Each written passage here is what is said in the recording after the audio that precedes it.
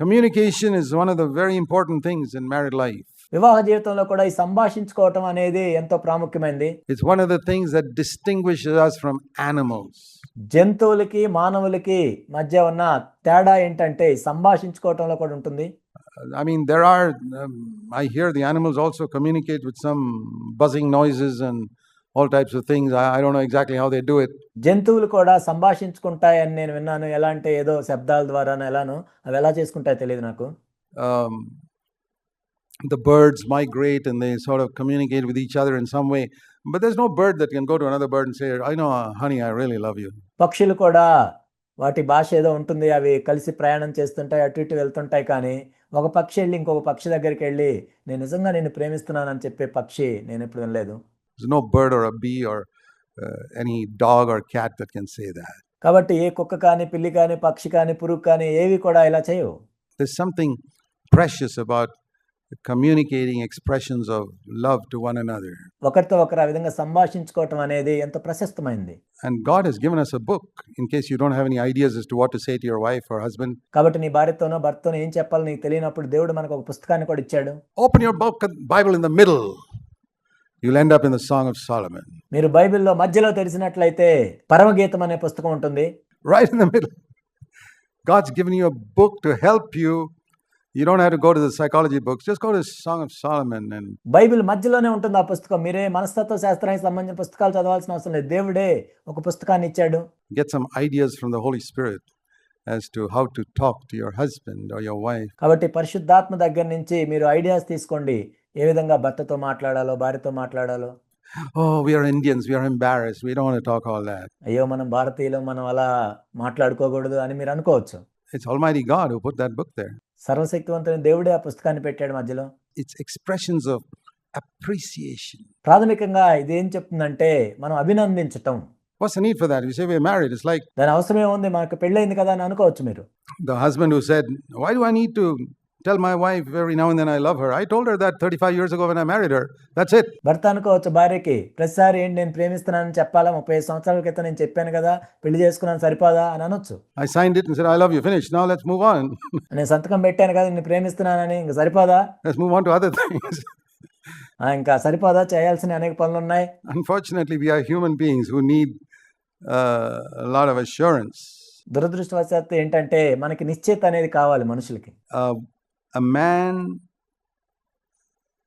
wants a wife who will respect him. ఒక పురుషుడు ఏం కోరుకుంటాడంటే తనను గౌరవించే స్త్రీ కోసం చూస్తుంటాడు. And you see, that's the meaning of being a head. తలగా ఉన్నటువంటి అదే. If you, sisters, if your husband sees that you really respect him, even though you may be clever in many other areas.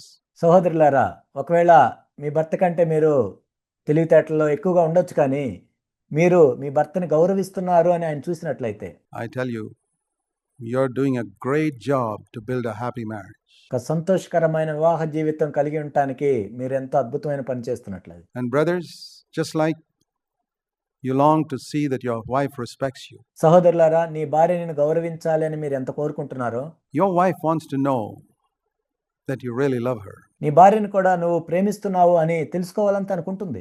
And you know those expressions of respect that your wife give mean so much to you. నిన్ను గౌరవించే మాటలు నీ భార్య చెప్తూ ఉన్నప్పుడు నీకు ఎంతో అర్థవంతంగా అది ఉంటుంది. Expressions of affection. నువ్వు తనను ప్రేమిస్తున్నావు అని తనకు చెప్పే మాటలు that you say to your wife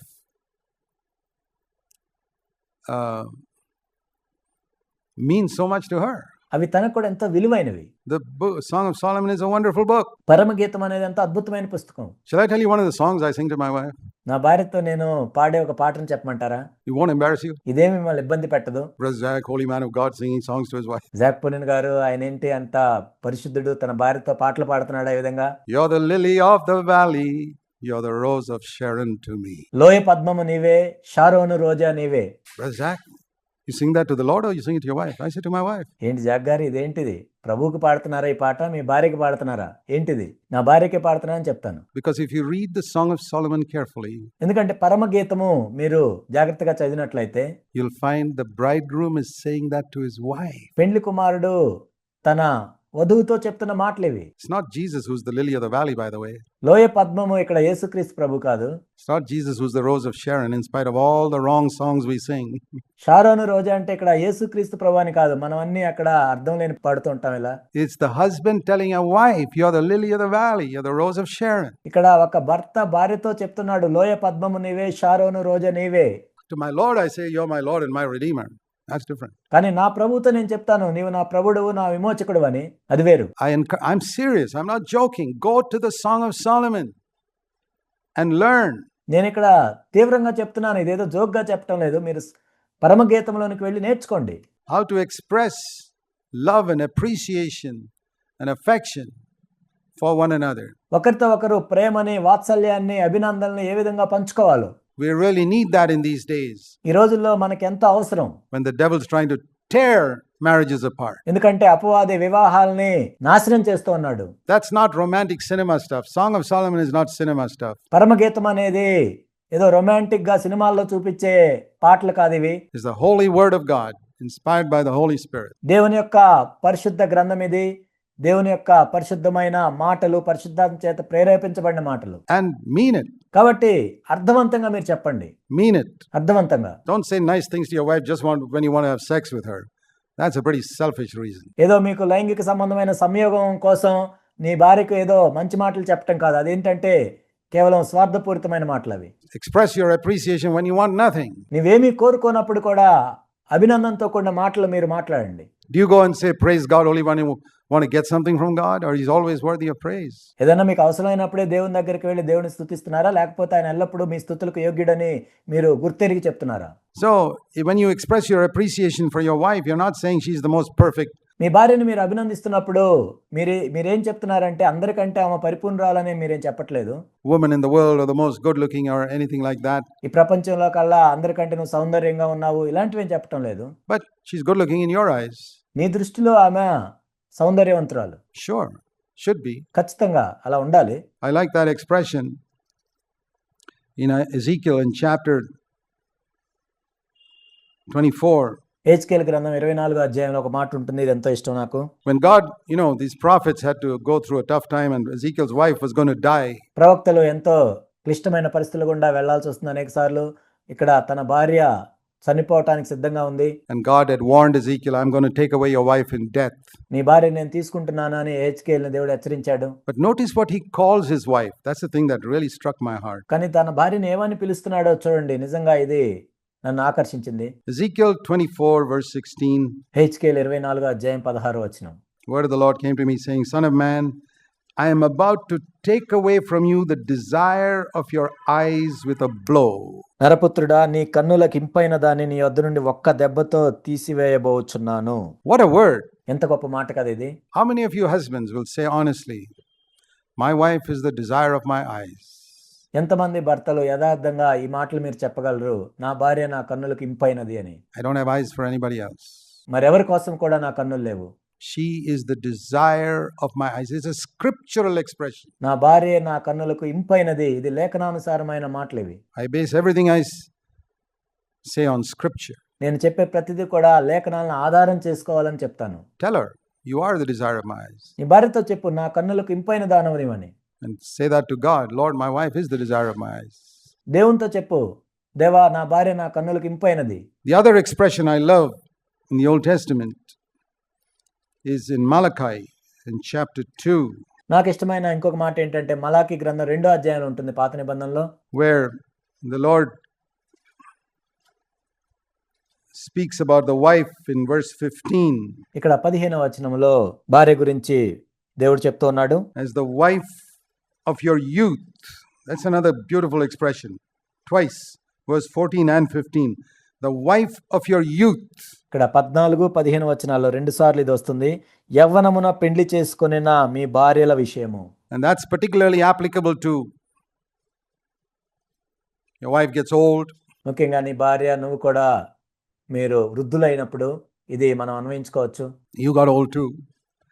And you still look at her as she was when you first saw her, when she was 23 or 24. ఇప్పుడు కూడా నువ్వు ఆమెను చూస్తూ, ఆమెకి 23 సంవత్సరాలు 24 సంవత్సరాల వయసు ఉన్నప్పుడు నువ్వు మొట్టమొదటిసారి ఎప్పుడైతే చూసావో దాన్ని గుర్తు చేసుకోవచ్చు. She may be 70 or 80 now, but the wife of my youth. ఇప్పుడు ఆమెకు 70-80 సంవత్సరాలు ఉండొచ్చు, కానీ యవ్వనమున పెళ్లి చేసుకున్న భార్య వలె ఉన్నావని చెప్పొచ్చు. Look at these beautiful expressions the Bible speaks about to save you from so many temptations in the modern world. కాబట్టి ఈ ఆధునిక లోకంలో అనేక శోధనల నుండి మనం తప్పించబడాలంటే లేఖనానుసారంగా ఈ విధంగా మనం చేయాలి. If you can look at your wife as the desire of your eyes and the wife of your youth, look back. నీ భార్యని నీవు చూస్తూ నా కన్నులకు ఇంపైన దానవు, యవ్వన కాలమున పెళ్లి చేసుకున్న భార్యవు అన్నట్లుగా మనం చూస్తూ ఉండాలి. One of the favorite pictures I have of my wife on my table is when she was about 25 or 26 years old. కాబట్టి నా భార్య ఫోటోల్లో నాకు బాగా ఇష్టమైంది ఏంటంటే ఆమెకి 25-20 సంవత్సరాల వయసు ఉన్నప్పుడు ఒక ఫోటో నా టేబుల్ మీద ఉంటుంది. That's the way I see her even today. ఇప్పటికి కూడా నేను అలానే చూస్తాను. You know, we must express appreciation and communicate with one another. కాబట్టి మనం ఒకరినొకరు అభినందించుకోవాలి, ఒకరితో ఒకరు మాట్లాడుకోవాలి. And that's why in a busy world, like many of you are working in jobs where you're away so long from work, at work, and so long away from home. ఆ విధంగా తీరిక లేని ఈ లోకంలో మనం ఎన్నో గంటలు ఇంటి నుంచి దూరంగా వెళ్ళి ఉద్యోగాలు చేస్తున్నాము. You need to have what they call quality time. నాణ్యతతో కూడిన సమయాన్ని మనం గడపాలి. You don't have the luxury of having long periods of time, ఎక్కువ సమయం ఉండకపోవచ్చు, but quality time, maybe 5 minutes, 10 minutes, 5 నిమిషాలు 10 నిమిషాలు అయినా సరే నాణ్యతగా గడపాలి. where you can, you know, make sure that everything is clear, that the air is clear. కాబట్టి మధ్యలో ఏమీ లేకుండా మనం చూసుకోవాలి, ఎటువంటి అపార్థాలు లేకుండా అన్ని క్లియర్ చేసుకోవాలి. What shall we do in a situation like the world we live in, where unfortunately, if you take all the commute time and the work time, a lot of people are away from home 11 to 12 hours every working day. పని చేస్తున్న ప్రతిరోజు కూడా ప్రయాణాలు వాటితో కూడా కలిపి 11-12 గంటలు ఇంటికి దూరంగా ఉంటున్నారు ఈ రోజుల్లో. It's very unusual. It's the world we're living in. కాబట్టి ఈనాడు మనం జీవిస్తున్న ఈ లోకంలో ఆ విధంగా జరుగుతుంది. ఇది ఎంత అసాధారణం. And out there at work, men working, women working. కాబట్టి ఆ పనిచేసే దగ్గర కూడా పురుషులు పనిచేస్తున్నారు, స్త్రీలు పనిచేస్తున్నారు. There are pretty girls who would like to be friendly with you, even married ones. That's the world we're living in. ఎంతో అందమైన అమ్మాయిలు, పెళ్ళైన వాళ్ళు కూడా నీతో దగ్గర కావాలని చూస్తూ ఉంటారు. ఇలాంటి లోకంలో మనం జీవిస్తూ ఉన్నాం. You got to be very careful. కాబట్టి నువ్వెంతో జాగ్రత్తగా ఉండాలి. You got to be very careful. నువ్వెంతో జాగ్రత్తగా ఉండాలి. Let me ask you, brothers and sisters who work in an office, కాబట్టి సహోదరుల్ని నేను అడుగుతున్నాను, ఆఫీసులో పనిచేసే వాళ్ళని. do you joke with your friends? మీ స్నేహితులతో మీరు జోక్స్ చేస్తూ ఉంటారా? Even some of the glum looking people, they joke with their friends, by the way. I've discovered that. చాలా నీరసంగా కనపడే వాళ్ళు కూడా వాళ్ళ స్నేహితులతో జోక్స్ చేస్తూ ఉంటారు, నేను చూశాను. They joke with their friends. వాళ్ళ స్నేహితులతో జోక్స్ చేస్తూ ఉంటారు. In their place, okay, men with men, okay. పురుషులతో పురుషులు. Second question, do you joke with your wife? రెండో ప్రశ్న ఏంటంటే, నీ భార్యతో నీవు జోక్స్ వేస్తూ ఉంటావా? No. With wife, all serious matters. భార్యతో కాబట్టి నేను అన్ని గంభీరమైన మాటలే మాట్లాడాలనుకుంటావు. Isn't she your friend? నీ భార్య నీ స్నేహితురాలేనా? I believe we should joke with our wives. నేను నమ్మేది ఏంటంటే మన భార్యలతో మనం జోక్స్ వేయాలి. You see, I can't think of anything. How do you suddenly think of so many things when you're with your friends in office? నాకు jokes వేయటం రాదని నువ్వు అనొచ్చు, కానీ ఆఫీస్లో మీ స్నేహితుల దగ్గరికి వెళ్ళేసరికి ఎలా వస్తాయి మరి? You're not cracking some great joke like some comedian. Just funny things in life. ఏదో కమెడియన్ లాగా పెద్ద పెద్ద జోకులు నువ్వు వేయలేకపోవచ్చు, అవసరం కూడా లేదు, కానీ జీవితంలో జరిగే సామాన్యమైన విషయాలు. Don't make fun of her. ఆమె మీద ఏం జోకులు వేయద్దు. Don't say, Brother Jack said I must joke and make fun of her. ఆమె మీద ఏమీ జోకులు వేయద్దు. జాక్ గారు చెప్పారు జోకులు ఏమని వెళ్ళి ఆమె మీద జోకులు వేయద్దు. I'm not talking about that type of jokes. అలాంటి జోక్స్ గురించి నేను చెప్పటం లేదు. If you want to make fun of yourself. That's okay. ఒకవేళ జోక్స్ వేయాలనుకుంటే నీ మీద నువ్వు వేసుకో. But I believe humor is a very important part of communication. కాబట్టి హాస్యం అనేది సంభాషణలో ఎంతో ప్రాముఖ్యమైనది. I mean, with all the sternness that Ian has seen in my military conduct, he sees me joke now and then. That's why we have a good relationship. కాబట్టి సహోదరుడు ఇయన్ నన్ను చూసేటప్పుడు కూడా నేను ఎంతో గట్టిగా కఠినంగా ఉంటాను, ఒక మిలిటరీ పర్సన్ లాగా, కానీ అప్పుడప్పుడు నేను జోక్స్ వేస్తుంటాను, అవి చూస్తుంటాడు. He forgives me many times saying, oh, he was in the military, it's okay. అనేక సార్లు నన్ను క్షమిస్తూ ఉంటాడు, ఈయన మిలిటరీలో ఉన్నాడు కదా, ఇలానే ఉంటాడని. But humor, you know, it just makes the atmosphere so wonderful. కానీ హాస్యం అనేది ఆ వాతావరణాన్ని ఎంతో అద్భుతంగా చేస్తుంది. I want to encourage all of you to joke and laugh with your marriage partner. You don't have to be a great comedian to buy a book of jokes and tell stories to your కాబట్టి మిమ్మల్ని అందరినీ నేను ప్రోత్సహిస్తున్నాను. మీ జీవిత భాగస్వామితో మీరు jokes వేసుకోవాలని. మీరేదో పెద్ద comedian లాగా జోక్స్ వేయాల్సిన అవసరం లేదు. ఏదో ఒక జోక్స్ పుస్తకం కొనుక్కొని I'm not talking about that. May be pretty boring. Okay, honey, I'm going to read a joke to you now. ఒక జోక్స్ పుస్తకం కొనుక్కొని ఇప్పుడు నీకోసం నేను ఒక జోక్ చదువుతానని జోక్ చదివితే అదేం బాగుండదు. I'm not talking about that type of rubbish. నేను అలాంటి దాని గురించి చెప్పటం లేదు. You don't have to buy any book of jokes. Just, there are a lot of things in life that are pretty funny. కాబట్టి జోక్స్ పుస్తకం మీరు కొనుక్కోవాల్సిన అవసరం లేదు, కానీ జీవితంలో అనేక ఫన్నీ సంగతులు జరుగుతూ ఉంటాయి. God has a sense of humor. That's why He made the monkeys. Have you ever looked at a monkey and? కాబట్టి దేవుడు కూడా అటువంటి హాస్యాన్ని కలిగి ఉన్నాడు కాబట్టే కోతుల్ని సృష్టించాడు. మీరు కోతుల్ని చూసారు ఎప్పుడైనా? God's got a sense of humor, and I want to be like God. It's very important to have a sense of humor. కాబట్టి నేను కూడా దేవునిలాగా ఉండాలనుకుంటున్నాను. కాబట్టి ఆ హాస్యం అనేది ఉండటం ఎంతో మంచిది. I really believe if I want to know whether you have a good relationship with your wife, I will not ask you, do you read the Bible every day with her? కాబట్టి నీ భార్యతో నీకు సరైన సంబంధం ఉందా లేదా కనుక్కోవాలని నేను అనుకుంటే మీ ఇద్దరూ కలిసి రోజు బైబిల్ చదువుతారా అని నేను అడగను. Do you pray every day with her? Do you have family prayer? ఆమెతో కలిసి ప్రార్థన చేస్తావా నువ్వు ప్రతిరోజు? మీకు కుటుంబ ప్రార్థన ఉందా అని నేను అడగను. I said, do you joke with her? ఆమెతో నువ్వు జోక్స్ వేస్తుంటావని అడుగుతాను. Because now answer me this question. Supposing sometime you have a tension with your husband or wife, that can happen. ఉదాహరణకి భార్యాభర్తల మధ్య ఏదైనా ఒక సంఘర్షణ జరిగినప్పుడు జరుగుతుంటుంది ఒకసారి. Can you still pray together? Sure. అయినా కానీ మీరు కలిసి ప్రార్థన చేయగలరా? చేయొచ్చు. Can you still read the Bible together? Yes. ఇద్దరు కలిసి బైబిల్ చదవచ్చా? చదవగలరు. Can you go to church together? Yes. ఇద్దరు కలిసి సంఘానికి వెళ్తారా? వెళ్ళొచ్చు. But can you joke together when you have a tension? No. మీ ఇద్దరి మధ్య ఒత్తిడి ఉన్నప్పుడు జోక్స్ వేసుకోగలరా? లేదు. You can't do that. Look back over your life. ఆ విధంగా చేయలేరు. ఒకసారి మీరు వెనక్కి తిరిగి ఆలోచించుకోండి. Sometime when you had a tension, did you joke with each other at that time? No. But you could still pray morning prayer, evening prayer. మీ మధ్య ఒత్తిడి ఉన్నప్పుడు మీ ఇద్దరు జోకులు వేసుకోలేరు, కానీ మీరు ఉదయం ప్రార్థన చేశారు, రాత్రి ప్రార్థన చేశారు. Even though you were not talking to each other for a few days. కొన్ని రోజుల నుంచి మీరు మాట్లాడకపోయినా సరే. But you could pray together, you could read the Bible together, but you couldn't joke. మీరు కలిసి ప్రార్థన చేసుకోవచ్చు, కలిసి బైబిల్ చదవచ్చు, కానీ మీ ఇద్దరు కలిసి jokes వేసుకోలేరు. So I say the test of a good relationship is humor. కాబట్టి ఇద్దరి మధ్య మంచి సంబంధం ఉంది అంటానికి గుర్తు ఏంటంటే హాస్యం. Well, you see, where's the verse? మరి దీనికి వచనం ఏది అని మీరు అనుకుంటున్నారు? The verse is, I'll show you the verse. మీకు వచనాన్ని చూపిస్తాను. You want a verse for everything, right? Brother Zach says there's always a verse for everything. పెద్దానికి మీకు వచనం కావాలి కదా. జాక్ గారు కూడా చెప్తారు పెద్దానికి వచనం ఉండాలని. It's in 1 Corinthians chapter 7. కొరింథీయులకు రాసిన మొదటి పత్రిక 7వ అధ్యాయం. I don't have a commandment, but I give my opinion. That's the verse. ఇది నా హితోపదేశమే కానీ ఆజ్ఞ కాదు. ఇదే వచనం.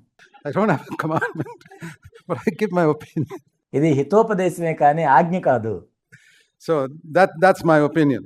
కాబట్టి ఇది నా అభిప్రాయం. I can't find it immediately. It's somewhere here in this chapter. Where is it? Do you find it? I do not have a commandment from the Lord. 10. Not 10. Which one? 25? Yeah, that's it. Remember this verse. I have no command from the Lord, but I give an opinion. 25వ వచనము. ప్రభు యొక్క ఆజ్ఞ నేను పొందలేదు కానీ నా తాత్పర్యమును నేను చెప్తున్నాను. That humor is the test of a good relationship. Got it? So you got a verse also now for that. హాస్యం అనేది మంచి సంబంధానికి సంకేతము.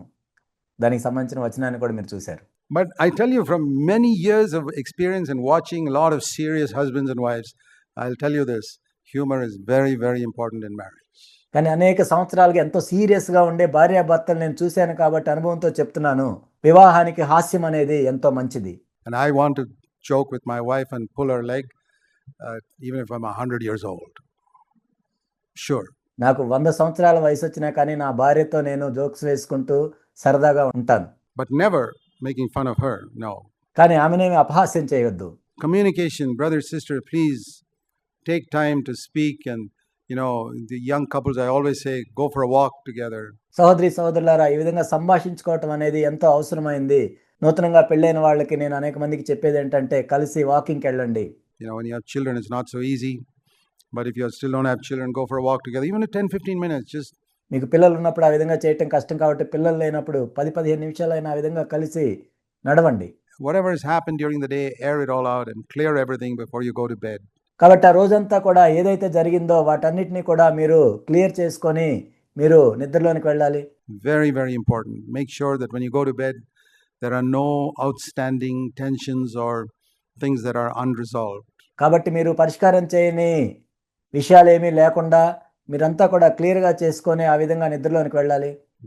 Communication is a very important part of marriage. కాబట్టి సంభాషించుకోవటం అనేది వివాహంలో ఎంతో ప్రాముఖ్యమైనది. And I want to say a word about when you have teenage children. Let me come to that now. టీనేజ్‌లో ఉన్న పిల్లలు ఉన్నప్పుడు దాని గురించి మీకు చెప్తాను. See, when children are small, I'll tell you, this is the experience of all children, all parents rather. When children are small, it's such a job, they mess up the floor and పిల్లలు చిన్నగా ఉన్నప్పుడు ఎలా ఉంటుందంటే తల్లిదండ్రులందరూ కూడా తెలిసిది. వాళ్ళేంటంటే క్రింద అన్నీ పడేస్తుంటారు. they don't eat properly and they all types of things. They fall, jump, break, injuries and all that. And you say, సరిగా తినరు వాళ్ళు. అక్కడ దూకుతారు, ఇక్కడ దూకుతారు, కింద పడతారు, దెబ్బలు తగిలించుకుంటారు. oh, I wish they'd grow up. And they do grow up and become teenagers. And then what do you wish? వీళ్ళు పెరిగి పెద్ద అయితే బాగుండు అనుకుంటాం. వాళ్ళు పెరిగి పెద్ద అవుతారు. మీరు అనుకున్నట్లే టీనేజర్స్ అవుతారు. So I wish they were little children again. It was so easier when they were 3, 4 years old. Now they won't even listen to me. అప్పుడు మీకేమనిపిస్తుంది? అయ్యో వీళ్ళు చిన్నపిల్లగా ఉన్నప్పుడే బాగుంది, 3, 4 సంవత్సరాల వయసు ఉన్నప్పుడు నేను చెప్పేది వినేవాళ్ళు. ఇప్పుడు నేను చెప్పేది కూడా వినట్లేదు అనుకుంటారు. That's it. At every stage, we need wisdom. And if you have teenage children, I'll tell you something. కాబట్టి ప్రతి దశలో కూడా అలానే ఉంటుంది. మనకి ప్రతి దశలో కూడా వారిని పెంచడానికి జ్ఞానం కావాలి. Make sure that they become your friends. మీకు టీనేజ్ పిల్లలు ఉన్నట్లయితే వారికి మీరు స్నేహితులుగా ఉండండి. I discipline my children pretty strongly when up to the age of 12. మా పిల్లలకు 12 సంవత్సరాల వయసు వచ్చే వరకు కూడా వాళ్ళని ఎంతో కఠినంగా నేను శిక్షించాను. I used the belt. నేను బెల్ట్ కూడా వాడాను. I used other forms of punishment like you can't play, lie down in bed. మీరు ఆడుకోవటానికి వీల్లేదు, బెడ్ మీద పడుకోండి. 2 hours, you can't do anything. 2 గంటలు ఏమీ చేయకూడదు అని ఇలాంటి పద్ధతులను కూడా వాడాను. There are different forms depending on the gravity of the crime. వాళ్ళు చేసిన తప్పును బట్టి రకరకాలుగా చేయటం జరిగింది. If they ever spoke rudely to mommy, I would say, you're not going to do anything now till you go and apologize to her. మమ్మీతో వాళ్ళు కఠినంగా మాట్లాడినట్లయితే నువ్వేం చేయటానికి వీల్లేదు, వెళ్ళి క్షమించమని అడగాలని చెప్పేవాడిని. My wife had other forms of punishment. Write down 100 times, I'll never do this, I'll never do this. నా భార్య అయితే వేరొక విధంగా డిసిప్లిన్ చేసేది. నేను ఇంకా చేయను అని 100 సార్లు రాయమని చెప్పేది. And once she looked up one of my son's drawers and found pages of I will never blank, I will never ready for filling up the blanks and quickly. ఒకసారి నా భార్య మా అబ్బాయిల్లో ఒక అబ్బాయి దగ్గర చూసినట్లయితే ఆ పేపర్లో నేను చేయను డాష్ అని ఇలా చాలా రాసుకొని పెట్టుకొని ఉన్నాడు. Yeah, so different forms of punishment. It doesn't all have to be spanking. But once they became teenagers, 13 onwards. కాబట్టి రకరకాలుగా వారిని డిసిప్లిన్ చేయొచ్చు, ప్రతిసారి కొట్టాల్సిన అవసరం లేదు. కానీ ఒకసారి వాళ్ళు టీనేజ్ దశలోనికి వచ్చిన తర్వాత 13 సంవత్సరాల తర్వాత I don't remember, maybe accidentally I did in anger, maybe once or twice did it. I really repented of such occasions. బహుశా 1-2 సార్లు ఎప్పుడైనా కోపంతో నేను కొట్టానేమో నాకు గుర్తులేదు. ఆ తర్వాత నేను మారు మనసు కూడా పొందాను. But it wasn't maybe once. బహుశా ఒకసారి నేను అలా చేసి ఉండొచ్చేమో.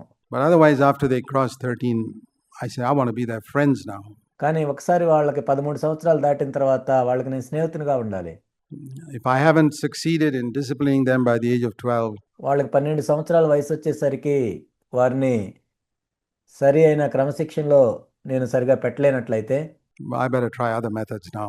ఇప్పుడు నేను వేరే పద్ధతులను పాటించాలి. And I tried to win their heart, pray with them and వారి హృదయాలను గెలుచుకోవటానికి నేను ప్రయత్నం చేశాను. వాళ్ళతో కలిసి ప్రార్థన చేయటం, seek to be their friends. And always, whenever I prayed, I put my arms around them. వాళ్ళకి స్నేహితునిగా ఉండటము, నేను ఎప్పుడు ప్రార్థన చేసినా కానీ వారి భుజం మీద చేయి ఉంచి ప్రార్థన చేయటం. I don't know whether you parents put your arms around your children and pray. మీ తల్లిదండ్రులు మీ పిల్లల మీద చేతులు ఉంచి అలా ప్రార్థన చేస్తారో లేదో నాకు తెలియదు. I would pray even with my 40-year-old son. I put my arm around him today and pray. నా 40 సంవత్సరాల వయసు వచ్చిన కొడుకుతో కూడా అతని భుజం మీద నేను చేయి ఉంచి ప్రార్థన చేస్తాను ఇప్పుడు కూడా. I want him to know that touch of a father. ఆ తండ్రి యొక్క స్పర్శను వాళ్ళు తెలుసుకోవాలి. It means a lot, I tell you. నిజంగా అది వాళ్ళకి ఎంతో విలువైంది. Means a lot when your children feel your arm around them. వారి భుజం మీద నువ్వు చేయి వేసి ఉంచినప్పుడు వారికి అది ఎంతో విలువైంది. You fathers and mothers must hug your daughters and sons. A lot of them don't feel that love at home, unfortunately. తల్లిదండ్రులైన మీరు మీ కుమారులు కుమార్తెలను కౌగిలించుకొని హత్తుకోవాలి. చాలా మంది ఇంట్లో ఆ ప్రేమను పొందలేకపోతున్నారు. Because father and mother are so busy, they're providing everything, good clothes, good food. They need a hug. ఎందుకంటే తల్లిదండ్రులు ఎంతో తీరిక లేకుండా ఉన్నారు. వాళ్ళు మంచి ఆహారం ఇస్తున్నారు, మంచి దుస్తులు ఇస్తున్నారు. కానీ వాళ్ళకి ఆ హత్తుకోవటం, ఆ కౌగిలించుకోవటం కావాలి పిల్లలకు. They need expressions of love. ప్రేమను వ్యక్తపరిచేది కావాలి వాళ్ళకి. And you don't give it to them. You know what they do? They go looking for it somewhere else. మీరు వాళ్ళకి ఇవ్వకపోతే ఏం చేస్తారో తెలుసా? వేరొక చోట వాళ్ళు దాన్ని పొందుతారు. Which some worldly boy or girl in college who's ready to offer them what the parents should have offered them. తల్లిదండ్రులు ఏదైతే ఇవ్వాలో అది ఇవ్వని కారణాన్ని బట్టి కళాశాలలో ఒక అబ్బాయి దగ్గర ఒక అమ్మాయి దగ్గర దాన్ని పొందుతారు. All human beings want to be loved. మనుషులందరూ కూడా ప్రేమించబడాలనే కోరుకుంటారు. That's why orphans, there's a thing called an orphan syndrome. They grow up without having father and mother hug them when they were small. అందుకే చాలా మంది అనాథల్లాగా పెరుగుతూ ఉంటారు. వాళ్ళు చిన్న వయసులో ఉన్నప్పుడు తల్లిదండ్రులు వాళ్ళని హత్తుకోరు. They grow up with insecurities, a lot of insecurities, because they never experienced affection. వాళ్ళు ఎంతో అభద్రతా భావంతో పెరుగుతారు. ఎందుకంటే ఆ ప్రేమ వాత్సల్యాలను వారికి ఎవరు చూపించలేదు కాబట్టి. Your children may not be orphans, but you can make them grow like orphans because మీ పిల్లలు అనాథలు కాకపోవచ్చు, కానీ అనాథల వల్లే వాళ్ళు పెరగవచ్చు. they don't hear you talk to them. ఎందుకంటే నువ్వు వాళ్ళతో మాట్లాడటం వాళ్ళు వినలేదు. I'm very thankful that whenever it's one reason my wife stopped working. Whenever the children came home from school, there was a mom there at home. ఇందుకే నా భార్య కూడా ఉద్యోగం విడిచిపెట్టి ఇంట్లో ఉంది.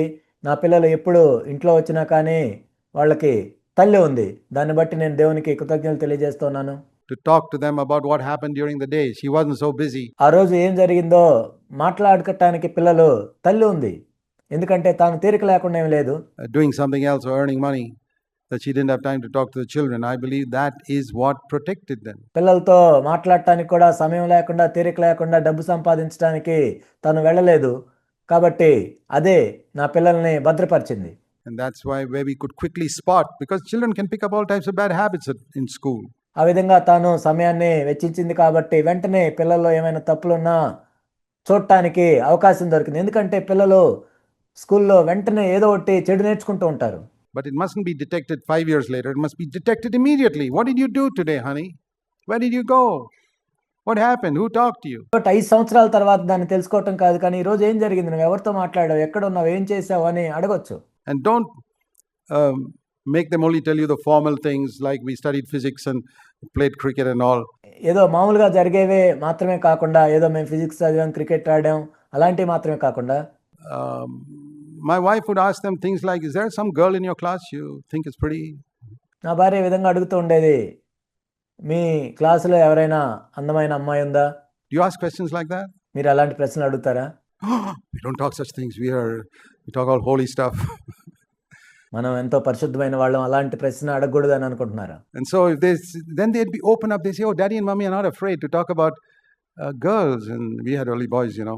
అప్పుడు వాళ్ళకి ఏం అర్థం అవుతుందంటే, అమ్మా నాన్న దగ్గర మనము ఈ మాటలు కూడా మాట్లాడొచ్చు అని, ఎందుకంటే మాకు అందరు అబ్బాయిలే.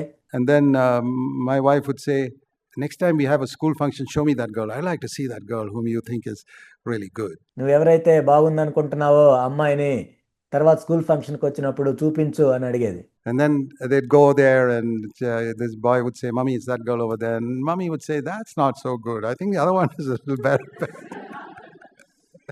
మమ్మీ ఇదిగో ఈ అమ్మాయి అని చూపించినప్పుడు ఆ అమ్మాయి అంత బాగాలేదు, ఈ అమ్మాయి బాగుందని చెప్పేది. We have to be free. కాబట్టి వాళ్ళతో మనం ఫ్రీగా ఉండాలి. I mean, both of us knew this is all what's called puppy love.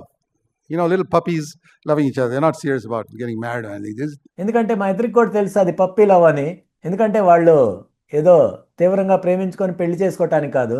It's a natural attraction. All boys and girls, they're 12, 13 years old, they have eyes for the opposite sex. కాబట్టి 12, 13 సంవత్సరాల వయసులో ఉన్న అమ్మాయిలకి అబ్బాయిలకి స్వాభావికంగా ఆకర్షణ అనేది ఉంటుంది. అవతల వాళ్ళ వైపు చూడటానికి వాళ్ళు ప్రయత్నం చేస్తూ ఉంటారు. And don't pretend to them that you shouldn't have it as if you never had it when you were 12, 13 years old. Aha. Tell me another story. నీకు 12, 13 సంవత్సరాల వయసు ఉన్నప్పుడు నువ్వేమీ చేయనట్టుగా, నువ్వేమీ చూడనట్టుగా వాళ్ళ దగ్గర నటించాల్సిన అవసరం లేదు. They are just like you. వాళ్ళు కూడా నీలాంటి వాళ్ళే.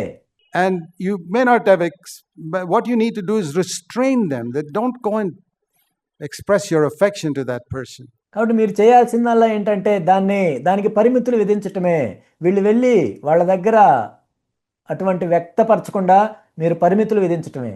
A lot of young people today are messing up their lives, I tell you, in their teenage years because the parents are not giving them instruction. చాలా మంది యవ్వనస్తులు వాళ్ళ టీనేజ్లో ఉన్నప్పుడు వాళ్ళ జీవితాలను పాడు చేసుకుంటున్నారు. ఎందుకంటే వాళ్ళ తల్లిదండ్రులు వాళ్లకు సరిగా సలహాలు ఇవ్వట్లేదు. The way I can liken it is this 18-year-old boy or girl, you give them your car to drive. They never got into a car ever. They don't have a license. They don't know. They like speed. ఇది ఎలా ఉంటుందంటే 18 సంవత్సరాల వయసులో ఉన్న అబ్బాయికి కానీ అమ్మాయికి కానీ ఒక కారు ఇచ్చి వాళ్ళకి లైసెన్స్ లేదు, వాళ్ళు ఏంటంటే వేగంగా వెళ్ళటానికి ప్రయత్నం చేస్తారు. But they don't have a license. They don't know how to put the brakes. They especially don't know where the brakes are. కాబట్టి వాళ్ళకి లైసెన్స్ లేదు, వాళ్ళకి బ్రేక్లు ఎక్కడ ఉన్నాయో తెలియదు. They just know where the accelerator is and they go full speed and go crashing. Say, oh my poor darling, what happened to you? Why in the world didn't you teach them how to drive a car? కాబట్టి వాళ్ళకి accelerator మాత్రమే తెలుసు కాబట్టి అతి వేగంగా వెళ్ళి దేన్నో దాన్ని గుద్దుతారు. అప్పుడు అయ్యో ఏమైందని మనం మేల్కొంటాం. మరి నువ్వెందుకు వాళ్ళకి డ్రైవింగ్ చేయటం నేర్పించలేదు? There are parents who are very eager to teach their children. Oh, 18 years old, now I can get them a driving license. What about teaching them how to handle sex? చాలా మంది తల్లిదండ్రులు నా పిల్లలకు 18 సంవత్సరాలు ఎప్పుడు వస్తాయి, వాళ్ళకి డ్రైవింగ్ ఎప్పుడు నేర్పించాలి, డ్రైవింగ్ లైసెన్స్ ఎప్పుడు తీసుకోవాలని చూస్తూ ఉంటారు. కానీ మరి లైంగిక సంబంధమైన విషయాల్లో వాళ్ళకి ఎందుకు నేర్పించట్లేదు? It's a million times more important than learning to drive a car.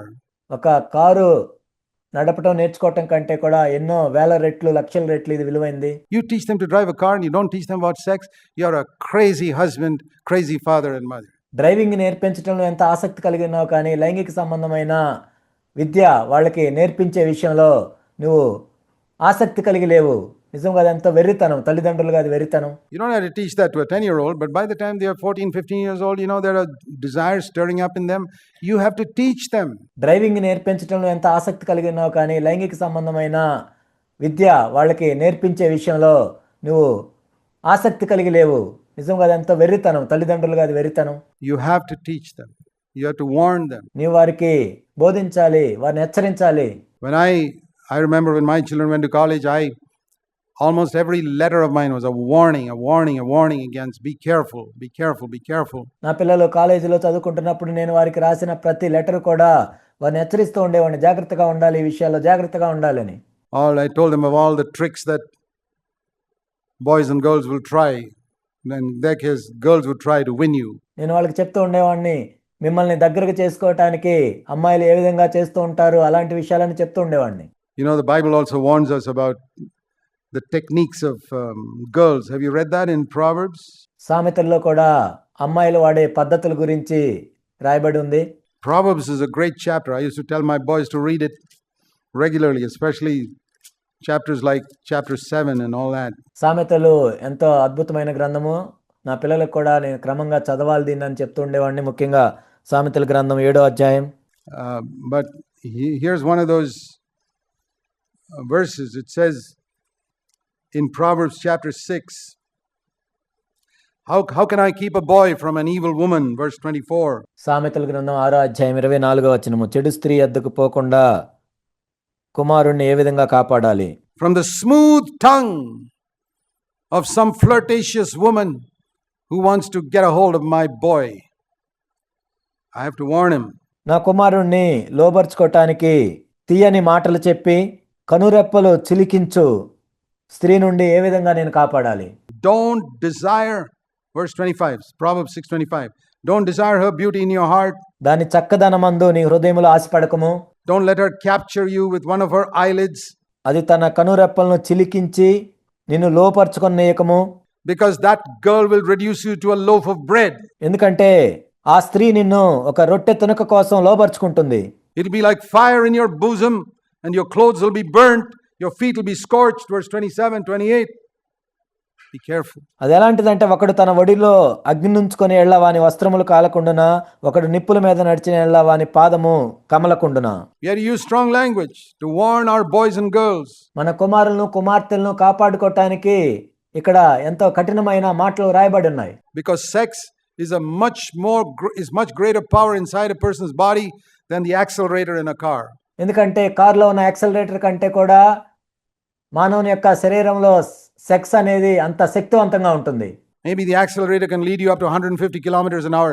Sex is much more powerful than that. Accelerator గంటకు 150 కిలోమీటర్లు వెళ్ళేటట్లు నేను చేయొచ్చేమో, కానీ సెక్స్ అనేది దానికంటే ఎంతో శక్తివంతమైంది. And you don't give any advice? దాని గురించి ఎటువంటి సలహాలు సూచనలు నువ్వు చేయవా? Dear brothers and sisters, you got teenage children. Please take this area very seriously. నా ప్రియ సహోదరి సహోదరులారా, మీకు టీనేజ్ చిల్డ్రన్ ఉన్నట్లయితే దీన్ని జాగ్రత్తగా తీసుకోండి.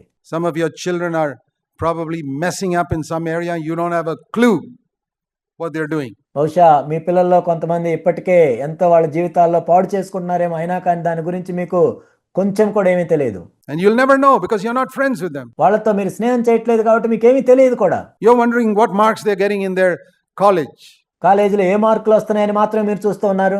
But there's something worse than that going on in college. కానీ కాలేజీలో దానికంటే ఎంతో దౌర్భాగ్యమైన విషయాలు జరుగుతూ ఉన్నాయి. You know, I saw that with some of the children that grow up in the Gulf, Persian Gulf. కొంతమంది గల్ఫ్ దేశాల్లో పెరుగుతున్న పిల్లలు నేను చూశాను. In the Persian Gulf, there is no co-educational school. That is completely forbidden in a Muslim country. Persian Gulf దేశాల్లో అక్కడ co education, అమ్మాయిలు అబ్బాయిలు కలిసి చదువుకోవటం అనేది ఉండదు. ఆ ముస్లిం దేశాల్లో Even the buses, you can't travel in a school bus. Separate bus for boys, separate bus for girls. Small boys.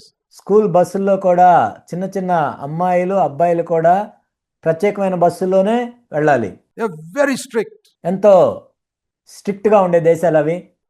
And so here are children who grow up, particularly if they are believers, they grow in this secluded atmosphere. ముఖ్యంగా ఇక్కడ విశ్వాసులైన వారి పిల్లలు అక్కడ ఆ విధంగా పెరిగిన వాతావరణాన్ని బట్టి ప్రత్యేకంగా They go to school with people of their own sex. స్కూల్కి వెళ్ళినప్పుడు అబ్బాయిలు అయితే అబ్బాయిలు మాత్రం ఉండేవాళ్ళు, అమ్మాయిలు అయితే అమ్మాయిలు మాత్రం ఉండేవాళ్ళు. They go right up to the age of 18, complete 12th standard. 18 సంవత్సరాల వయసు వచ్చే వరకు కూడా 12వ తరగతి చదివే వరకు కూడా ఆ విధంగా వాళ్ళు వెళ్తూ ఉండేవాళ్ళు. They only see boys, girls only saw girls, and at home they are protected in that protected atmosphere. They go to a church, they are protected, they come back. అబ్బాయిలతో మాత్రం ఉండేవాళ్ళు, అమ్మాయిలు మాత్రమే ఉండేవాళ్ళు. ఇంట్లో భద్రపరచబడేవాళ్ళు, సంఘంలో భద్రపరచబడేవాళ్ళు. And all of a sudden at the age of 18, they finish 12, they are sent to a college in India to study. And most of them fall into immorality. ఆ తర్వాత 18 సంవత్సరాల వయసు అయిపోయిన తర్వాత అకస్మాత్తుగా వాళ్ళు పెద్ద చదువులు చదువుకోవటానికి భారతదేశం వచ్చినప్పుడు చాలా మంది కూడా ఆ విషయాల్లో పడిపోయేవాళ్ళు. It's happened. Because parents are pumping money into them. It's one of the worst things you can do is keep on giving money to an immature kid who's in college. ఎందుకంటే తల్లిదండ్రులు ఏమో డబ్బులు పంపిస్తూ ఉండేవాళ్ళు. అంత పరిపక్వత లేని పిల్లలకి ఆ విధంగా డబ్బులు పంపిస్తూ ఉండటం అనేది అలా చేస్తే ఇలానే జరుగుతుంది. And they don't become spiritual. వాళ్ళు ఆత్మ సంబంధంగా ఏమీ ఎదగరు. Lot of money, no proper friendship or love or attention or affection. ఎన్నో డబ్బులు ఉన్నాయి కానీ వాళ్ళకి సరైన స్నేహం లేదు, ప్రేమ లేదు, వాత్సల్యత లేదు. Dear brothers and sisters, be good parents. నా ప్రియ సహోదరి సహోదరులారా, మంచి తల్లిదండ్రులుగా ఉండండి. Be friendly. Let your heart be drawn towards your children. మీరు వారితో స్నేహంగా ఉండండి. మీ హృదయాలు మీ పిల్లల వైపు తిరగనివ్వండి. In Proverbs 7 also has got a lot of warnings about that. In Malachi chapter 4, you know the last verse of the Old Testament? సామెతల గ్రంథం 7వ అధ్యాయంలో కూడా దీని గురించి అనేకమైన హెచ్చరికలు ఉన్నాయి. మలాకీ గ్రంథం 4వ అధ్యాయంలో మనం చూసినట్లయితే పాత నిబంధనలో చివరి వచనం ఏంటో మీకు తెలుసా? The last verse of the Old Testament is about restoring the hearts of the fathers to the children and the hearts of the children to the fathers. చివరి వచనం ఏంటంటే తండ్రుల హృదయములు పిల్లల తట్టును పిల్లల హృదయములు తండ్రుల తట్టును త్రిప్పును. And I would say mothers as well. తల్లుల వైపు అని కూడా నేను చెప్తున్నాను. Parents, let's put parents there. తల్లిదండ్రులు అని పెడదాం ఇక్కడ. The hearts of parents being drawn to their teenage children and the hearts of the teenage children being drawn to their parents. తల్లిదండ్రుల హృదయాలు టీనేజ్ పిల్లల మీద తిప్పబడాలి, టీనేజ్ పిల్లల హృదయములు తల్లిదండ్రుల వైపు తిప్పబడాలి. What a wonderful thing that'll be. మీ జీవితంలో అది నిజమైనట్లయితే అది ఎంత అద్భుతమైన విషయమో కదా. If that can be true in your life. So I want to warn, and not warn, but encourage all of you parents who got children growing up 13, 14. నేను మిమ్మల్ని ప్రోత్సహిస్తూ ఉన్నాను. ఎవరైతే పిల్లలు 13 సంవత్సరాలు 14 సంవత్సరాల వయసులో ఉన్న తల్లిదండ్రులు ఉన్నారో, the time for physical punishment is all over now. Now you need to win their hearts. భౌతికంగా వారిని శిక్షించడం అనేది అయిపోయింది. ఇప్పుడు వాళ్ళ హృదయాలను గెలుచుకోవాలి. I used to pray like this. I said, Lord, these 4 boys of mine, they are children now. నేను ఈ విధంగా ప్రార్థన చేస్తూ ఉండేవాడిని. ప్రభువా, ఈ 4 పిల్లలు కూడా ఇప్పుడు వాళ్ళు పిల్లలుగా ఉన్నారు. But I pray with all my heart that one day they'll be my brothers in Christ. నా హృదయం అంతటితో నేను ప్రార్థిస్తున్నాను, ఒకానొక రోజు వాళ్ళందరూ కూడా క్రీస్తులో నా సహోదరులు అవ్వాలి. Not just namesake, oh, they've said the magic formula, Lord Jesus come into my heart, they got dipped in baptism and they are my brothers. I don't mean that. ఏదో పేరుకి కాదు, ఓఎస్ ప్రభా నా హృదయంలోనికి రా అని చెప్పి ఏదో నేలల్లో మునిగి బాప్టిజం తీసుకున్నా అని ఏదో పేరుకి బయటకు కనబడేటట్లు కాదు. I mean real brothers. నా ఉద్దేశం ఏంటంటే నిజంగా వాళ్ళు క్రీస్తులో నా సహోదరులు అవ్వాలి. That's what I wanted. నిజంగా అదే నేను కోరుకున్నాను. I prayed for that when they were small. I said, they're my children now. వాళ్ళు చిన్న పిల్లలుగా ఉన్నప్పుడే నేను ప్రార్థన చేశాను, ప్రభా వాళ్ళు ఇప్పుడు నా పిల్లలు. I want them one day to grow up to be my brothers in Christ. కానీ ఒకానొక రోజు క్రీస్తులో నా సహోదరులుగా వాళ్ళు ఎదగాలి. Can you imagine the joy I had when I was sitting with one of my sons traveling on a flight inside the United States?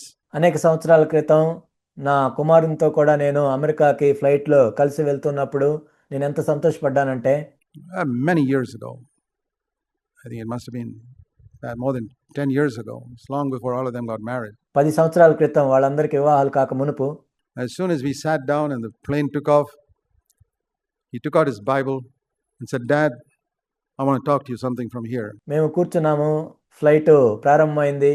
వెంటనే అతడు Bible తీసి, నాన్న నేను ఈ బైబిల్లోంచి మిమ్మల్ని కొన్ని అడగాలనుకుంటున్నాను. From scripture. లేఖనాల్లో నుండి. Can you imagine the excitement in my heart? నిజంగా నా హృదయంలో ఎంత సంతోషం కలిగిందో మీరు ఊహిస్తారా? I said, Lord, what a God you are. You answer prayer. ప్రభువా మీరు ఎంత అద్భుతమైన దేవుడు, నా ప్రార్థనకు మీరు జవాబిచ్చారు. My son taking the Bible and wanting to talk to me about scripture. నా కుమారుడు బైబిల్ తీసుకొని లేఖనాల గురించి నాతో మాట్లాడుతున్నాడు. Boy, that made my day. It made my life. నిజంగా నా జీవితంలో ఎంతో సంతోషించాను ఆ రోజు నేను. Pray for your children. The greatest thing you can do is to pray for your children regularly. My wife and I did that regularly. కాబట్టి క్రమం తప్పకుండా మీ పిల్లల గురించి ప్రార్థించండి. నేను నా భార్య కలిసి నా పిల్లల గురించి క్రమంగా మేము ప్రార్థించాం మా పిల్లల గురించి. I encourage all of you to pray for your children every single day. ప్రతిరోజు కూడా మీ పిల్లల గురించి ప్రార్థించాలి మీరని నేను కోరుకుంటున్నాను. I don't get discouraged if some of them, maybe you hear some of these things and say, oh, I didn't do it right. There's hope for you. మీరేం నిరుత్సాహపడొద్దు, ఇవన్నీ నేను చేయలేకపోయానే అని. The Lord came to destroy the works of the devil. అపవాది యొక్క క్రియలను లయపరచడానికే ప్రభు ప్రత్యక్షమయ్యారు. Maybe the devil has messed up your son or daughter in some way. ఏదో ఒక విధంగా నీ కుమారుడినో కుమార్తెనో అపవాది దారి తొలగించుండొచ్చు. Jesus has come to destroy the works of the devil. Hold on to that. అపవాది క్రియలను లయపరచడానికి యేసుక్రీస్తు ప్రభువారు ప్రత్యక్షమయ్యారు. దాన్ని నమ్ము. That looks impossible. Well, it looked impossible for Abraham to have a child. కానీ ఇది అసాధ్యమని అనుకుంటున్నావా?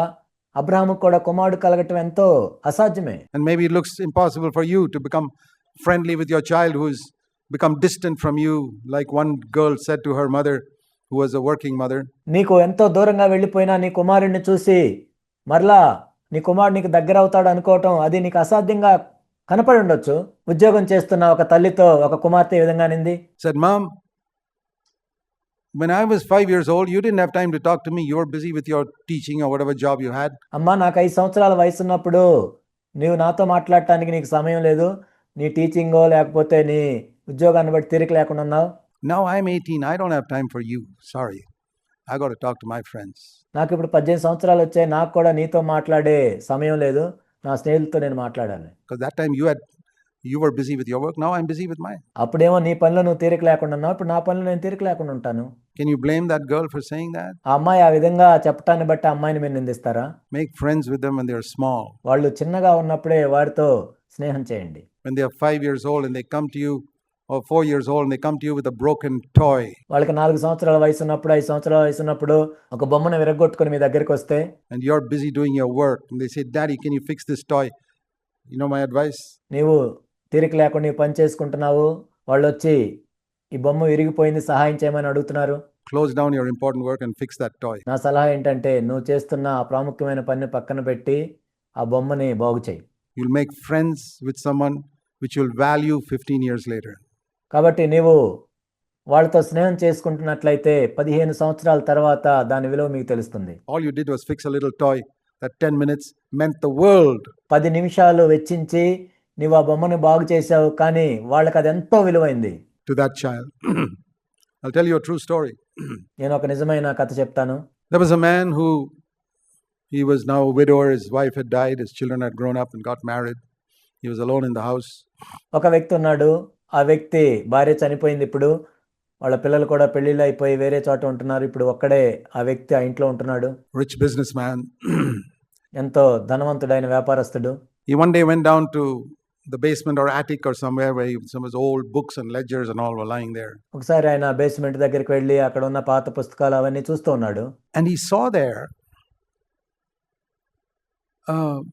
a little diary that his son had written when his son was very small. అక్కడ ఒక డైరీ చూశాడు, తన కుమారుడు చాలా చిన్నగా ఉన్నప్పుడు రాసిన డైరీ అది. And he also used to keep a diary, you know. His son's was a ragged old book in which he wrote a diary. ఈ వ్యక్తి కూడా డైరీ రాసుకుంటూ ఉండేవాడు. వాళ్ళ అబ్బాయి అయితే ఏదో ఒక పాత పుస్తకంలో రాసుకున్నాడు. And his diary, you know, his businessman, nice gilt-edged type of diary. So he decided to compare what happened on a particular day with what he had written and what his son had written. కాబట్టి ఈయనేమో మంచి dairy రాసుకుంటున్నాడు, ఈయన వ్యాపారస్తుడు కాబట్టి ఎంతో విలువైన ఖరీదైన డైరీలో రాసుకున్నాడు. అయితే తన కుమారుడు ఏమి రాశాడు, ఆయన ఏమి రాసుకున్నాడు, ఆ రోజు ఏం జరిగిందో రెండు చూస్తున్నాడు ఆయన. So he opened up his diary for that particular day 20 years earlier or something, so and so. కాబట్టి తాను రాసుకున్న డైరీని ఆయన తెలిసి చూస్తున్నాడు, 20 సంవత్సరాల క్రితం పలానా రోజు ఏం జరిగిందో అని. 8th of July, some day year. And he had written there, July 8 పలానా సంవత్సరం అని తీసి చూస్తున్నాడు. My son wanted to go fishing with me. I went the whole day and spent fishing. We didn't catch a single fish. A wasted day. Okay. నా కుమారుడితో కలిసి మేము సరదాగా చేపలు పట్టడానికి వెళ్ళాము, ఒక్క చేపను కూడా పట్టలేకపోయాము, ఆ రోజంతా వ్యర్థమైపోయింది. He turns to his son's journal, 8th of July. తన కుమారుడు రాసుకున్న డైరీని కూడా జూలై 8 ఏం రాసుకున్నాడో చూస్తున్నాడు. Boy, what a wonderful day this was. My dad actually came fishing with me. And we sat out in the boat and we fished. I know we didn't catch anything, but it was a wonderful day just being with dad. The best day of my life. ఆహా, ఇది ఎంత అద్భుతమైన రోజు, మా నాన్న నాతో సరదాగా చేపలు పట్టడానికి వచ్చాడు, మేము అక్కడ పడవలో ఉన్నాము, మేమేమి చేపలు పట్టలేదు, కానీ నేను మా నాన్నతో గడపటం ఎంత అద్భుతమైన రోజు. See, two different perspectives of exactly the same event. చూడండి, జరిగింది ఒకటే సంఘటన, అయితే ఇద్దరు వేరువేరుగా ఎలా చూస్తున్నారు. For a child, I remember reading this, and the heading of the story was, for a child, love is spelt T-I-M-E. ఒక చిన్న బిడ్డకి ప్రేమ అనే దాని స్పెల్లింగ్ ఏంటంటే TIME, time. That's how love is spelled for a child. T-I-M-E. ఒక చిన్న బిడ్డకి ప్రేమ అనే దాని స్పెల్లింగ్ ఏంటంటే TIME. Give T-I-M-E. Spend time with your child. నీ పిల్లల్ని ప్రేమించాలని నువ్వు అనుకుంటున్నావా, అయితే నీ పిల్లలకి TIME, టైం, ఆ సమయాన్ని ఇవ్వు. Make friends, and if you have not done it till now, follow that last verse. I want to restore the hearts of the fathers to their children. మనం చదివిన చివరి వచనాన్ని జ్ఞాపకం చేసుకోండి. తండ్రుల హృదయం పిల్లల తట్టును, పిల్లల హృదయము తండ్రుల తట్టును తిరగాలి. And the children to the fathers. Let's raise up a generation of teenagers in our church. మన సంఘంలో ఒక తరంలో టీనేజర్స్ని ఈ విధంగా మనం పెంచుదాం. Who've been drawn to the Lord because they're fathers and mothers. వాళ్ళ తల్లిదండ్రులను బట్టి ప్రభు వైపు తిరిగే వారిని. took pains to draw them to themselves. Don't just feed them, clothe them, send them to college, become friends with them. వారితో స్నేహంగా ఉండటాన్ని బట్టి కేవలం వాళ్ళకి ఆహారం ఇచ్చి వస్త్రాలు ఇచ్చి కాలేజీలకు పంపించి అంత మాత్రమే కాదు, కానీ వాళ్ళతో స్నేహం చేసి ప్రభు వైపునకు వారిని తిప్పాలి. Pray that they will grow up to be your brothers and sisters. మీ సహోదరులుగా సహోదరులుగా వాళ్ళు ఎదగాలని ప్రార్థన చేయండి. And not just children. And for that, you will have to come down. కేవలం చిన్నపిల్లగానే ఉండటానికి మాత్రమే కాదు, ఆ విధంగా చేయాలంటే మీరు వారి స్థాయికి రావాలి. You know, I have encouraged my children to argue with me. I come down to their level. నాతో వాదం పెట్టుకునేటట్లు కూడా నేను నా పిల్లలను అనుమతించాను. నేను వారి స్థాయికి దిగి రావాలి. And if you when they got married, their wives were surprised that they would all argue with me as if they were my equals. వాళ్ళకి వివాహం అయిన తర్వాత వాళ్ళ భార్యలు కూడా ఎంత ఆశ్చర్యపోయేవాళ్ళు. వాళ్ళు ఏదో నా తోటి వాళ్ళు అయినట్లు నాతో వాళ్ళు ఆ విధంగా చేస్తూ ఉండేవాళ్ళు. I said, yes, that's how I've encouraged them to speak to me just like an equal. Because even if they disagree with me on some scripture, I say, I want you to disagree with me. ఆ విధంగా నేను వారిని ప్రోత్సహించాను. వాళ్ళు నాతో సమానమని. ఒకవేళ లేఖనాలను బట్టి ఏ విషయంలో అయినా వాళ్ళు నాతో అంగీకరించకపోయినట్లయితే వాళ్ళు వేరే అభిప్రాయాన్ని కలిగి ఉండొచ్చు. Disagree with me as strong as you like, because I know 10 years later you'll agree with me. You'll finally come to it. I know that. వాళ్ళకి ఒకవేళ ఆ విషయంలో వేరే అభిప్రాయం ఉంటే వాళ్ళు ఆ అభిప్రాయాన్ని కలిగి ఉండొచ్చు. ఎందుకంటే 10 సంవత్సరాల తర్వాత మళ్ళీ వాళ్ళకి సరిగా అర్థం అవుతుంది ఆ విషయం నాకు తెలుసు. So it doesn't matter if you disagree with me right now. I have no problem. ఇప్పుడు నువ్వు అభిప్రాయ భేదం నాతో కలిగినంత మాత్రాన ఎటువంటి సమస్య ఏం లేదు. It's the young age, where they think they know so much. I say, fine. I don't want to shut them up and say, hey, shut up, I'm your dad. ఎందుకంటే వాళ్ళు యవనస్తులుగా ఉన్నారు కాబట్టి వాళ్ళకి అనేకమైన అభిప్రాయాలు ఉంటాయి. నేను మీ నాన్నని కదా, నోరు మూసుకోండి అని నేను చెప్పను. You just listen to me. That's the best way to shut them up for life. నేను చెప్పేది నోరు మూసుకో అని మీరు చెప్పినట్లయితే ఇంకా జీవితాంతం వాళ్ళు ఎప్పుడు నోరు తెరవరు. Don't ever do that. అలా చేయొద్దు ఎప్పుడు. Let them speak to you as equals. వాళ్ళు కూడా మీతో సమానులే అని వాళ్ళని మాట్లాడనివ్వండి. I say the first principle of ministry is, you see in Jesus, I've always taught this. పరిచర్యలో మొదటి నియమము నేను ఎప్పుడు చెప్పేది ఏంటంటే, he was made like his brothers in all things. He who was Almighty God came right down to our level. యేసుక్రీస్తు ప్రభువుని మనం చూసినట్లయితే అన్ని విషయముల్లో తన సహోదరుని వంటి వాడు కావాల్సి వచ్చెను. What a height that is. Is it difficult for you, 50-year-old, to come down to the level of your 18-year-old? చూడండి, మరి దేవుణ్ణి మనం చూసినట్లయితే అది ఎంత వ్యత్యాసం ఉందో. మరి 50 సంవత్సరాల వయసున్న నీకు 18 సంవత్సరాల వయసున్న వాళ్ళతో క్రిందకు దిగిరావటం అంత కష్టమా? That's not a big distance. అదేం అంత పెద్ద దూరం ఏమి లేదు దానికి. If Almighty God could come all the way down to your level, that's how I see it. సర్వశక్తిమంతుడైన దేవుడు ఉన్నతమైన స్థానం నుండి నీ స్థాయికి దిగి వచ్చినప్పుడు అది నాకేం సమస్యగా అనిపించదు. When I speak to teenagers, I talk to them as if I'm a teenager. నేను టీనేజర్స్తో మాట్లాడేటప్పుడు నేను కూడా ఒక టీనేజర్ లాగే మాట్లాడతాను. That's why they love to talk to me. అందుకే వాళ్ళు నాతో మాట్లాడటానికి కూడా ఇష్టపడతారు. When I talk to little 5-year-olds, I talk to them as if I'm a 5-year-old. I don't talk to them about Hebrews. I talk to them about Tintin and comics like that. 5 సంవత్సరాల పిల్లలతో నేను మాట్లాడేటప్పుడు నేను కూడా ఒక 5 సంవత్సరాల పిల్లవానిలాగే మాట్లాడతాను. వాళ్ళతో నేను హెబ్రీ గ్రంథం గురించే మాట్లాడను, కానీ ఏదో టిన్ అలాంటి కామిక్స్ గురించే మాట్లాడతాను. I read them, by the way, so that I can talk to these 8-year-olds or 9-year-olds. ఈ 8 సంవత్సరాలు 9 సంవత్సరాల పిల్లలతో మాట్లాడటానికి నేను వాటిని చదువుతూ ఉంటాను. Because I want to be their friends. ఎందుకంటే నేను వాళ్ళకి స్నేహితుడిగా ఉండాలి. And when I'm their friends, then when I turn to Hebrews or James in church, they will listen to me. నేను వాళ్ళతో స్నేహంగా ఉన్నట్లయితే సంఘంలో నేను హెబ్రీలకు రాసిన పత్రిక, యాకోబు రాసిన పత్రిక నేను చెప్తూ ఉన్నప్పుడు వాళ్ళు వింటారు. ఎందుకంటే వాళ్ళు నా స్నేహితులు కాబట్టి. Or sometimes I go to a home and some 12-year-old is there and I say, hey, listen, what did you study in school today? లేకపోతే నేను ఎవరైనా ఇంటికి వెళ్ళినప్పుడు అక్కడ ఒక 12 సంవత్సరాల వయసున్న పిల్లవాడు ఉన్నప్పుడు స్కూల్లో ఈరోజు ఏం చదివావని నేను అడుగుతాను. Geography? Okay, bring your geography book. Let me see. What did you learn today? Geography చదివానని చెప్పినప్పుడు, సరే ఆ పుస్తకం తీసుకొని రా, నువ్వు ఈరోజు ఏం చదివావో చూద్దామని అంటాను. Then I teach him a little bit of geography. I become friends with him. నేను జాగ్రఫీ గురించి కొంచెం మాట్లాడతాను. అప్పుడు ఆ విధంగా స్నేహం చేస్తాను. We must become friends with our children. Take some interest in their studies. మన పిల్లలతో మనం స్నేహం చేయాలి. వాళ్ళ చదువుల పట్ల ఆసక్తిని కలిగి ఉండాలి మనం. Take some interest in their studies. I believe a lot of children don't do well because parents just don't take any interest. We say we don't know the subject. చాలా మంది పిల్లలు ఎందుకు సరిగా చదవరంటే తల్లిదండ్రులు సరిగా ఆసక్తి చూపించరు. వాళ్ళు ఏమంటారంటే మాకు ఈ సబ్జెక్ట్ తెలియదు అంటారు. I'll tell you what my wife did when she doesn't know a word of Kannada. She knows a little more than me now, but Kannada subject నా భార్యకు తెలియనప్పుడు ఆమె ఏం చేసిందో నేను చెప్తాను. ఇప్పుడు తనకి నాకంటే ఎక్కువ తెలుసు Kannada. children had to study Kannada. Boy, పిల్లలు కన్నడ సబ్జెక్ట్ చదవాలి. there was a torture. If anything was that was it. I remember అది నిజంగా ఎంతో కష్టం. ఆ పిల్లలకి ఎంతో ఇబ్బందిగా ఉండేది అది. once my son was speaking on a debate in the school. If I were the Prime Minister of India, what did I do? ఒకసారి నా కుమారుడు ఒక డిబేట్ లో మాట్లాడుతూ ఉన్నాడు. నేను భారతదేశ ప్రధానమంత్రిని అయితే నేను ఏం చేస్తానంటే, He said one of the first things I would banish is all this learning Kannada in schools. నేను చేసే మొట్టమొదటిది ఏంటంటే ఈ స్కూల్లో కన్నడ చదవటం అనేది నేను బ్యాన్ చేస్తానన్నాడు. Anyway, so she couldn't teach Kannada to my children. కాబట్టి నా పిల్లలకి నా భార్య Kannada చెప్పలేకపోయింది. So she got one sister who knew Kannada. ఎవరికైతే కన్నడ వచ్చో ఒక సహోదరిని అడిగి She, with a tape recorder, say, "Can you please read out this stuff which I from the Kannada book into that tape?" ఈ కన్నడ పుస్తకంలో ఏదైతే ఉందో దాన్ని మీరు మాట్లాడి టేప్ రికార్డర్లో రికార్డ్ చేయమని చెప్పారు. And so she read out very kindly all that into the tape. కాబట్టి ఆమె టేప్ రికార్డర్లో రికార్డ్ చేసింది. And then my wife would play that tape back to the son who is not, all the children did it.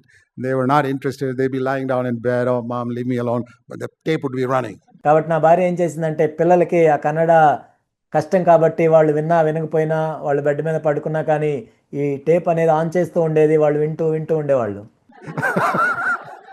That's how they passed in Kannada. ఆ విధంగా మొత్తానికి వాళ్ళు Kannada pass అయ్యారు. We got to be inventive. కాబట్టి ఆ విధంగా మనం కొత్త కొత్త పద్ధతులను కనిపెట్టాలి.